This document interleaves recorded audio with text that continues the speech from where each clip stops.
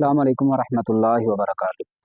रजब का महीना शुरू होते ही बड़ी ही अजीब व गरीब खुराफात और इबादात का जिक्र सोशल मीडिया पे किया जाता है। जबकि अगर हदीस मुबारक का मुतालिया किया जाए तो एक भी हदीस मुबारक ऐसी नहीं मिलती कि जिसमें अलग से इस महीने के अंदर किसी इबादत का जिक्र मौजूद हो, या नबी कायनात मोहम्मद रसूलुल्लाह सल्लल्लाहु अलैहि वसल्लम ने अपने सहाबा को हुक्म दिया हो या इबादत करके दिखाई हो। हाँ, हुर्मत वाले महीनों के अंदर इस रजब के महीने का जिक्र ज़रूर होता है, जो कि रसूलुल्लाह सल्लल्लाहु अलैहि वसल्लम ने बयान फरमा दिया कि 4 महीने हुर्मत वाले और उनमें से एक महीना रजब का महीना है।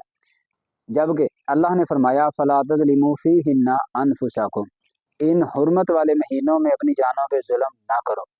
तो जुल्म ना करने का जिक्र मौजूद है, लेकिन अलग से किसी इबादत का जिक्र कुरान और हदीस मुबारक में मौजूद नहीं है। अल्लाह हमें समझ अता फरमाए।